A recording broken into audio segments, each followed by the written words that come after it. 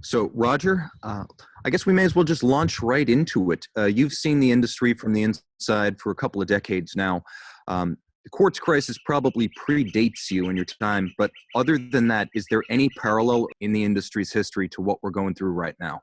No, and I think that is something that goes for any industry. I mean, everyone is impacted at some point. Every industry is impacted. Um, we, being a very small country, meaning Switzerland, we are comparatively fortunate because we have a great social insurance system in place. Unemployment insurance is really great. I think the blow is going to be as hard on Switzerland as anyone else, but at least we have a slightly better controllable environment.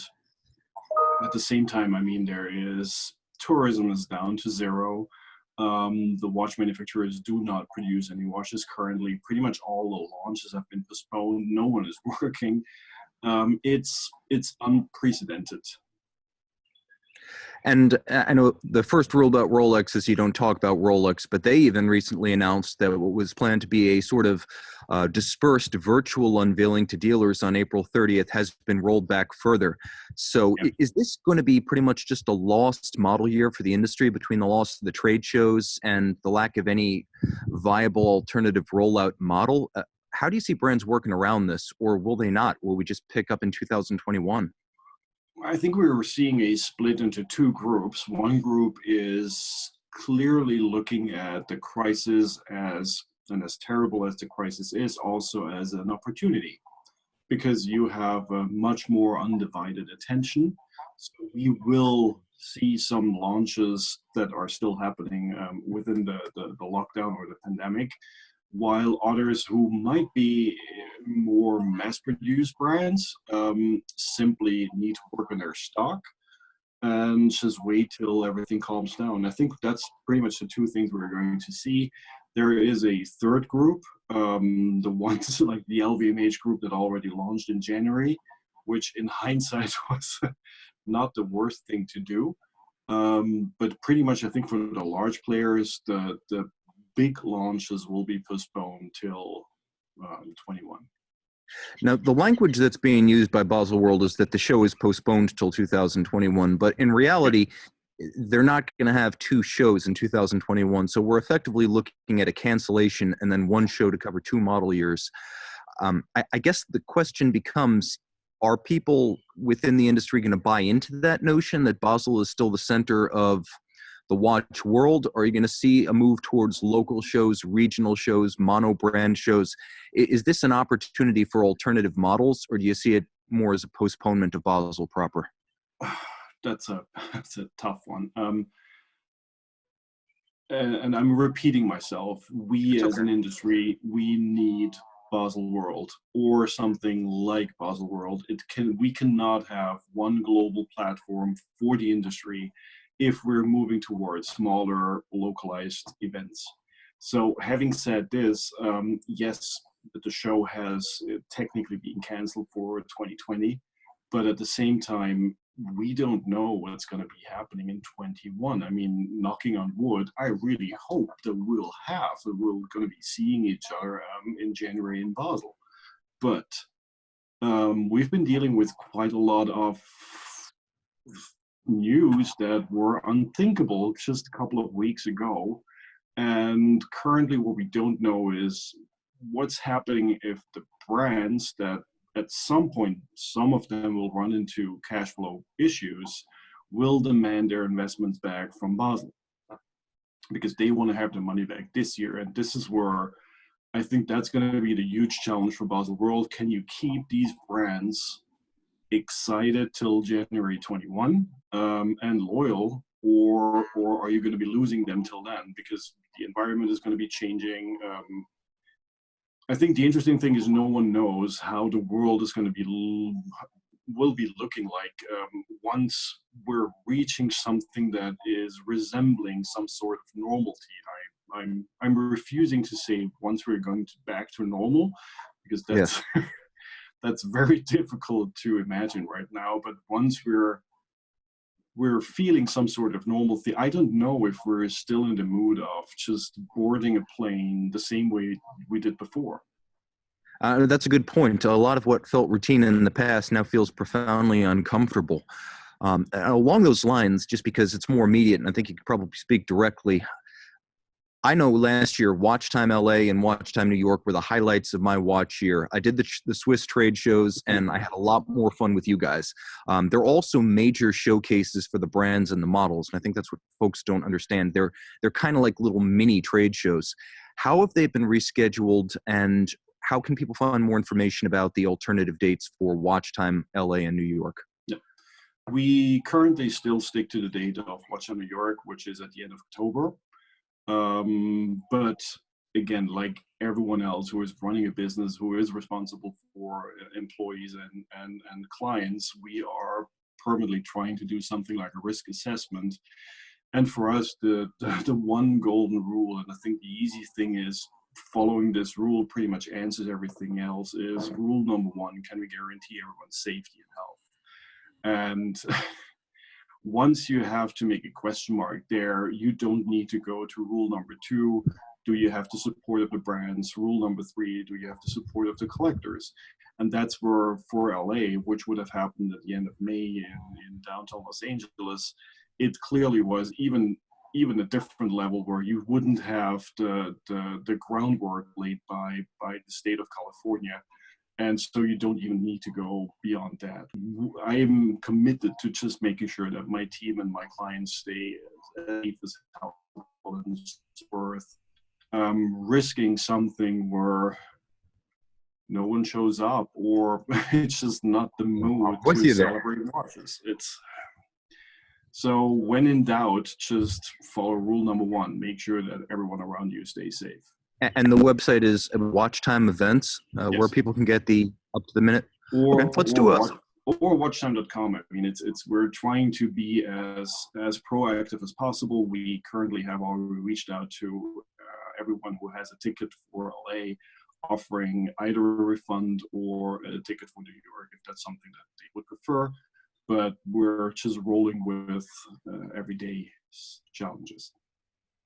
Maybe we can lighten things up a little bit with a wrist check. You guys, you know me quite well. Zenith EZM11 2017, 43 millimeters stainless steel. It's a little tank for the wrist. Roger, what are you wearing? I'm wearing last year's Captain Cook green dial 42 millimeter version. That's the two-line text version that's going to be extended this year with a 300 meter version that has slightly more text on the dial and a more substantial crown. I gotta love that bracelet. The bracelet makes the watch right there. Absolutely awesome. I mean, it's gorgeous. I need to finally pony up and get the Zen bracelet for this thing before they stop offering it.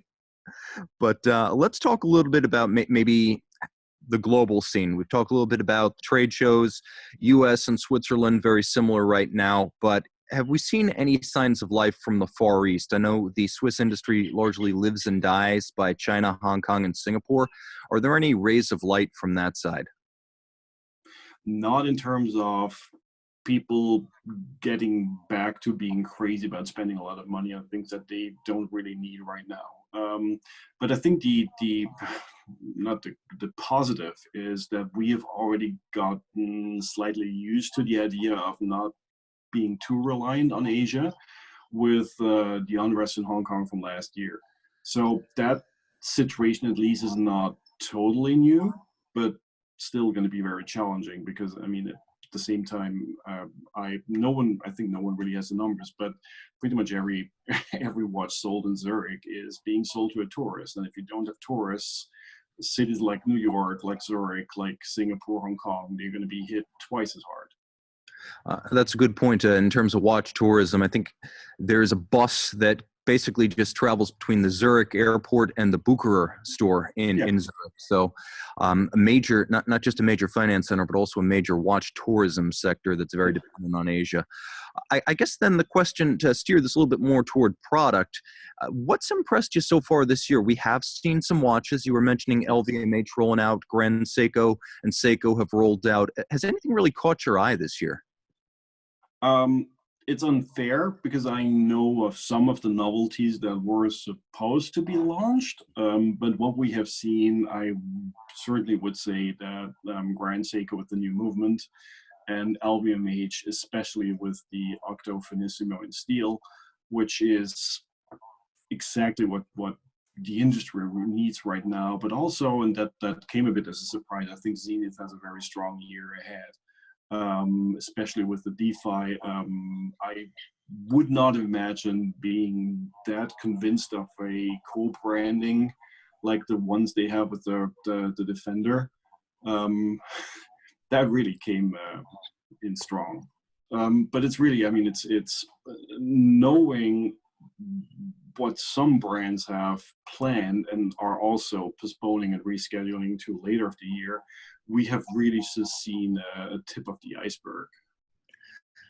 And just, I guess, looking at some of the signs of life that we would need to see before we return to normalcy, has anyone inside the industry started talking about what a path out of this quagmire would look like even? What starts up first? When do the customers become comfortable with buying again? Is there one region that's really the crux for the industry, or does it really depend on a global resurgence? I mean, just as in society at large, I think everyone's wondering, when does this start to taper or end? So is there any kind of a roadmap for the industry in terms of what they're looking for first? I think that doing a prognosis right now is it would have been much easier 3 weeks ago when we were kind of fresh into the whole thing. But we are hearing more and more August, September, which means that for the Swiss industry, they will be moving straight into the watchmakers' holidays. So that means that production volumes will be kept low till the end of August, which could help in trying to clean up a little bit of the stock that they have built up in the last couple of years. Unfortunately, it will not help in reducing the length of a waiting list. But again, whenever this goes back to a slightly more normal situation, I'm not sure how many people will still go back to their retailer and saying, by the way, the 3 waiting lists you have put me on, I'm still serious about that. We don't know what climate we will be in after. And I think that's where, again, Jean-Claude Biver would usually say in a situation like that, this is perfect to gain market share, while other brands just might lean back and say, let's wait and be cautious. Okay, so it's a little bit difficult to compare even to the implosion of 2007 to 2010. And again, because even then, when times were tough, we had our trade shows, we had our business cycles, we had shops open, we still had some people buying. Let's just talk about, I suppose, the online scene, because right now the only place people are buying watches is online. Do you have any sense of what type of watch or what price range is weathering the storm best, and maybe what might be challenged the most? Usually I would assume that people that are buying right now are the heavy collectors that might go back to a more traditional model and finally buy the Daytonas and the Royal Oaks and the Nautiluses they weren't able to buy in the past. I don't think that in general people will be too interested in going the risky way. But we didn't really see, and I think that's where you are much more qualified than I am, it's not really a slump that we're seeing online. People are still buying as many watches online as they did before, which leaves room for two interpretations. First of all, it's still a market of growth.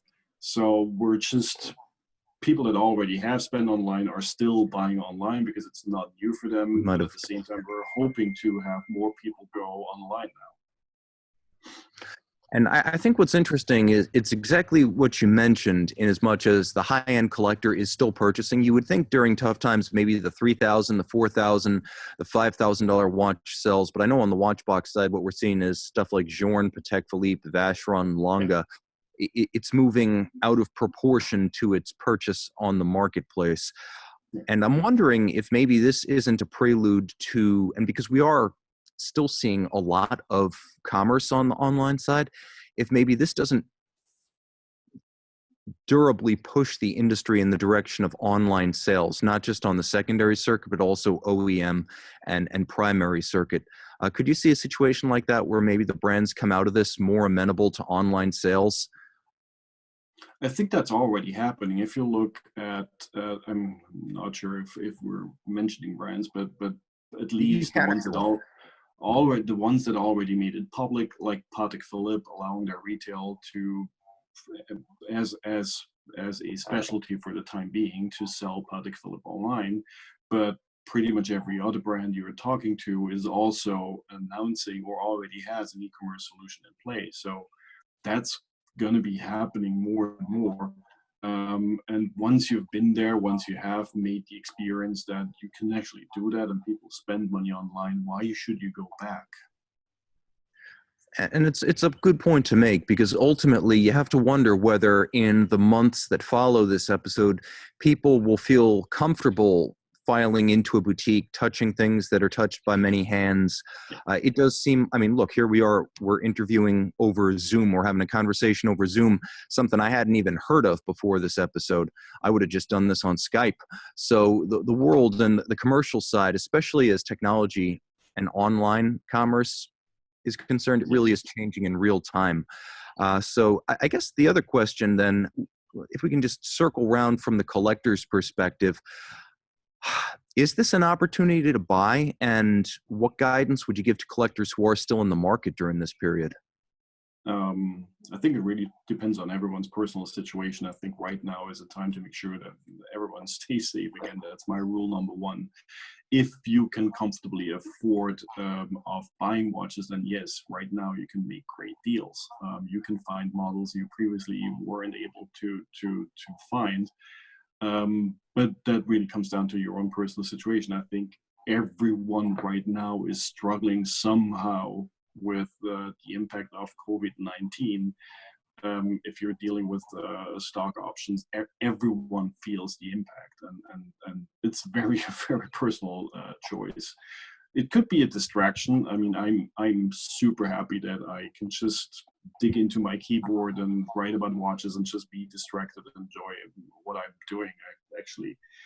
I brought up a couple of watches just to go through my own pieces, and that's just, it really helps. So you've got a couple of watches in the room with you right now. Yeah, pretty much all, but don't tell anyone. No, it's all good. I've been trying to come up with all sorts of ideas for collectors, things they can do right now while they're housebound, and going through the collection, cleaning the watches, Oh yeah. reading I about. mean, going through the boxes, just making sure that you have the warranty cards and the boxes at the right place while you have the watches somewhere. I mean, this is like the more you have, it's the logistical work. All the stuff under the bed and in the attic and in the closet. You go and absolutely. And, you know, I find that also reading is great. Education is a wonderful opportunity at the moment, whereas maybe we would head out to work. Now we can spend 2 hours reading about the history of the watches we own, or going on a forum, or sharing wrist shots. Yeah. If we're not in the market for watches, maybe we're in the market for straps to change the look of the watch. Also, WatchTime.com is a great resource if you want to go back 10, 15 years. You guys have pretty much digitized everything you've ever written in the modern era. Could you tell a little about that, a little bit about the archives that you have? Because I find that that's the real pleasure of going to your site. You do have so much of the older stuff documented. Yeah, we have an online archive with almost 20 years of magazine that we did in the past. I'm not 100% happy with how it is set up right now, but we're constantly working on that too. And for us, as well as for retail, is also, this is going to be pushing us towards digital even harder this year, because we need to have that strategy as well in place. So right now we have all the issues. You can just go through everything you need if you're a subscriber, but you can also download most of the issues that have been printed before. So right now, not being able to go to the newsstand, go to Barnes & Noble and buy a magazine, that certainly is an option. We're fortunate that we have quite a lot of subscribers, so they will still get their magazines as long as U.S. Postal Service is in place. We're also right now discussing with you guys if we can use your channels to distribute more magazines to your client base for the time being, just to make sure that we still have the reach. So that allows us to also think out of the box, but there is certainly enough you can read, and I'm fortunate that I do have a couple of books behind me, and I'm very fortunate that first of all, I'm used to working from home. I'm used to writing articles, which is something that already is self-isolation, and I get to work on the pieces that are actually like being written for. So just, yeah, I think I'm in a very fortunate position. Well, it is good. Those of us who can work remotely, and here we are, we're in a great position. But Yeah. universally, people can window shop. And I find maybe during good times we buy, and maybe during tougher times we dream. Let me just ask, when you're shopping for watches, how do you shop for watches? I know for me, oftentimes it's a combination of forums, Chrono24, and browsing the new model releases. But how can collectors who are housebound kind of turn their eye toward a brighter future, do some window shopping now? What does that look like for Roger Ruegger? I mean, I'm privileged that pretty much all the novelties are being sent straight to my inbox, so I get all the press releases. But I am pretty much in all the news groups you can be. Most of the time just reading, just understanding how collectors think, and it's always interesting to see what they see, what I might not be seeing.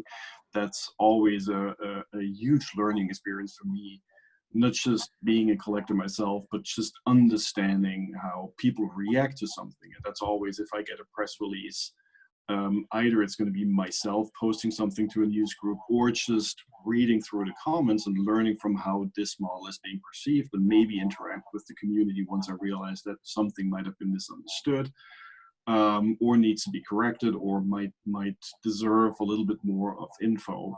And that's where first of all, you feel a sense of community that you don't necessarily feel right now when being stuck at home. You get to see the watches. Instagram is an amazing opportunity. The Watchbox is an amazing opportunity at pretty much all the online retail stores that you trust in going into. That's a great distraction, and we all know that just scrolling through an Instagram feed, something you can do way too long. Oh, believe me, I think both of us probably live a commercial life on Instagram, and then kind of a private, secret life on Instagram when we're shopping and window shopping. I know for me, it's still a lot of eBay. It's still a lot of Chrono24. I'm lucky to work at a vendor where I can go in and raid the safe myself. But I do still look to forums for inspiration, because a lot of times, you'll go on Time Zone, you'll go on Watch Seek, you'll go on Watch Pro Site, and you'll see something that you never imagined you might want from the 90s or from the 80s, even a period we often overlook. And it's just fun to see what other people are talking about, because sometimes there's a germ of an idea there that becomes your next watch or your next infatuation. So let me ask you a question about a series of watches that came out this year, because I know there have been a few so far. We've got a Swatch System 51 small second.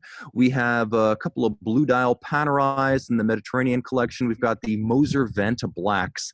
So let me ask you first about the Moser Vanta Black series. Is this brilliant or too cute by half?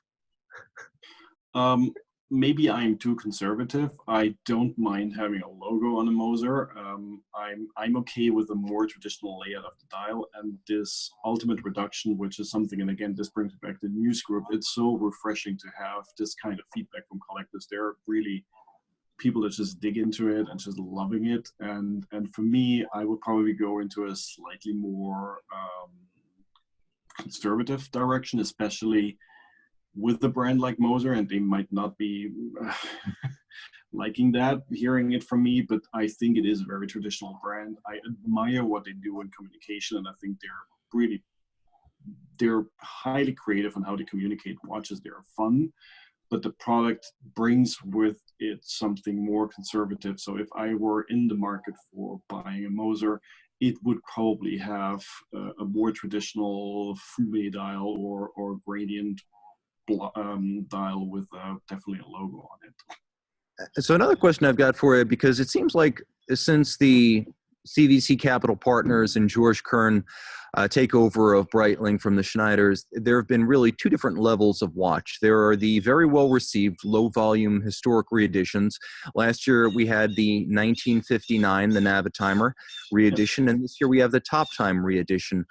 How does Breitling, I guess, close the gap between the enthusiasm for those historic reeditions and its mainstream model lines? Because it really does seem like there are two very different kind of watch being made in Grenchen. You've got the mainstream Breitlings and the historic reeditions, and I think they almost play to different clienteles at very different volumes. But isn't that happening with a lot of brands right now? That brings me back to one of the most contemporary or modern brands like Rado, and suddenly and I would assume there was an element of surprise in how well received this model has been. And also, if you look back when it was launched in, I think, 15, they had a modern version, they had a traditional version, and retail didn't really go for the traditional version because that's what they had Tudor for or other brands. They wanted to have Rado with that type of watches. Now demand has become so big that they had to cave in, and I think we don't know if that's a strategy. And maybe more interesting is if you look at what happened at Audemars Piguet with their re-release of a more traditional chronograph. That's also something that The remaster. Yes. Might just be looking into that market and how well it's going to be received. So I think that it's probably too tempting to not have the reeditions. But it's always, I think that it might be a chicken or an egg discussion. Was there first a strategy, or was just the reception by the market so well received that you just couldn't do anything else? Are you surprised at all, since you mentioned the Audemars Piguet Remaster chronograph, are you surprised that the company led with that for 2020 rather than a Royal Oak or an offshore variant? Because it's been a while since, well, I guess opinions settled into place regarding the 1159s, and I found it striking that the first move AP made in the dress watch sector was an all-new model rather than maybe a dial update or a case metal revision of last year's. Again, this is where most of the novelties we have seen are not the main novelties of the year. So I'm struggling with, because in the case of AP, I have no idea what else they had planned with in terms of LVMH, in terms of Oris and other brands. I know pretty well what they are planning, which doesn't necessarily mean that we're going to be seeing that this year, but I'm not sure if that was their main launch. It happened to be the one they released, and maybe it was a safe choice, again going vintage, knowing that the tourists are not buying that frequently, and re-releasing a vintage piece will always appeal to the collector, which is a much safer market right now. And the other question I was going to ask is, realistically, given this truncated model year and the difficulty of rolling out new product, we've seen some from the Swatch Group, but not all. We've seen some, as you said, from AP, but not all. And you mentioned that there is an extensive sort of mid-year, late summer holiday for the Swiss watch industry. So between the production time already lost, the production time that will be lost, the coronavirus quarantine, the potential of the mid-year, I guess, vacation to cut further into production, are we looking at what might essentially be like a 1/3 or a 1/4 year production and potentially a new class of collectible, the 2020 model year watch? I don't necessarily think of it, because they can always increase the production volume if they need to go back. I think the scalability is currently there, and even in worst case, you will find enough staff once situation is getting better to increase production. But I think what might be helping is, especially for instance, if you're launching a new movement this year, you don't already have to have the capacity to produce that in huge numbers. You can actually see how it's going to be received by the market, still have the traditional collection that's already out in the retail, and then hope for 21 to be much better than what we have in 2020, because right now I think exports were down by more than 20% compared to last year's February, and this is just going to be worse. First estimates that we hear is that we might talk, and again, I think it's way too early to do a projection like that, but we are hearing that a third of production volume might be impacted by the current situation. Could also be more or less. And I would even say for folks who are very interested in the business of the watch industry, reading the Vontobel study, the one that recently came out, would be a great resource and something you could do from the safety of home. Yeah. And then finally, I guess, Roger, from a Swiss perspective, do you see the government stepping in to assist the industry, given the potential for large-scale job losses at a minimum and firm failures? Yes, after that? we're already seeing that, and we're having the same discussions as everywhere else. We already bailed out Swiss, the airline, a couple of years ago when they were grounded. Are we doing that again, or is it this time Lufthansa's job? But the government here is heavily involved, and again, imagine we're dealing with a population the size of New York. And keeping that in mind, I cannot imagine how the Swiss situation can compare to the US situation, just in terms of volume, in terms of anything else. And then just giving you a couple of examples, if you're losing your job here in Switzerland, you have a maximum insured salary of more than 100K per year that might be financed by the state for 400 days in a best case scenario, compared to $600 per week in the US. That already is so much more of a safety net. I think what might be challenging is people from France commuting every day from France to the Swiss factories to produce watches. That might be slightly different. But I'm pretty sure that the Swiss government will make everything that's possible to preserve industries and also preserve jobs. But we already have one of the most convenient social insurance situations that you can imagine. And that is a good point. The firms themselves might be in peril, but the individual has considerably more of a buffer between himself and desperation. So let me ask you a question. Is there anything I've missed? Any additional thoughts you'd like to add for collectors from a collector's standpoint, or for those who follow the industry from a journalist standpoint? I know my questions have kind of been limited in scope, so I'd love to just kind of open the field on your mind. I think what we're trying to do is to merely focus on the good news, and I'm trying to do more of a reporting job. As much as we all like doing projections and looking into the future, what's happening right now was not really imaginable 5 weeks ago. Even people with a clear vision of what's going to happen, we still somehow thought that it just wouldn't be as difficult as it currently is. So I am really trying on focusing on the positive. We have seen great watches, we have seen fantastic news, we have seen amazing examples of solidarity and loyalty from watch brands that switch productions, like Bremen, like especially the LVMH brands. This is something that unfortunately we as a magazine, I need to focus on the safety and health of my employees. I cannot switch from producing a magazine to masks, for instance, but I am deeply touched by the initiatives of some of the brands, because what is really difficult in times like these is being quarantined and self-isolated doesn't really let us experience this solidarity that we usually have in a crisis. And that's what I am deeply grateful for. An industry that hopefully will stick together and understands that it really is best to work together and to stick together and to understand that we're all in this together. And it is a tight-knit community. yeah, maybe we as an industry are currently a welcome distraction. But rule number one, stay safe, stay healthy. All good sentiment and good advice. Roger, thank you so much. I really appreciate you coming to me from Switzerland. All of you following out in TV land.